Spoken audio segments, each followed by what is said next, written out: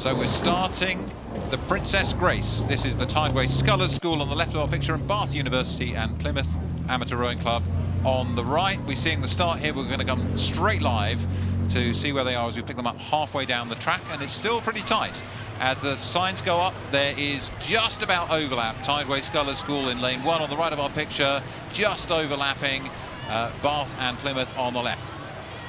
Another exciting quadruple sculls race here. This time the women's quadruple sculls. It's fantastic to see here, and you can see just on the lower half of the shot here, in that big red boat is the crew here from Bath University, but also representing Manchester University and Plymouth Amateur Rowing Club, all coached under Dan Harris as part of the world-class start programme out there in the West Country.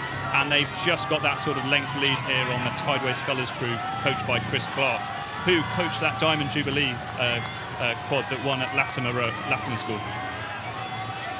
Yeah, so now you can see the advantage has been taken, and the composite crew, Bath Uni, Plymouth and others, sitting nicely ahead of Tideway Scullers School. Looking back at the 3/4 mile mark, they were overlapping, and we've gone probably 200 or 300 metres further down the track, and that advantage has opened up. So the Scullers have to make the choice now. Have they got something left? Can they attack? And if you're sitting ahead on this, you're thinking, well, to what extent can I relax? Can I ease off? Your head may be starting drifting towards tomorrow, but the overlap is back, and Scullers are not down. They are not daunted. It's time to move. That's a great pushback, isn't it? They've just reconnected there, and they're starting to claw their way back up the boat, up that Bath Composites boat there. This is going to be exciting to see if they can sort of keep making progress. Yeah, that was a big move by Scullers, and maybe the Bath and Plymouth heads were starting to turn to tomorrow, but they're certainly not now. They need to make sure that they can see off this challenge. Has it been expensive for Scullers, or has it lifted them, as you said, reconnected them to the race, maybe reconnected them to their race plan and their confidence in how to move in the quad? As we look from overhead, it looks to me like the overlap is in danger of evaporating. What can Scullers do? It looks like Rosa Thompson in the stroke seat there of the Bath University Plymouth crew clocked that and responded accordingly, and just put in a few extra strokes per minute, and they've just held on to that lead, which is the right thing to do. Don't let the momentum swing to the other crew, definitely.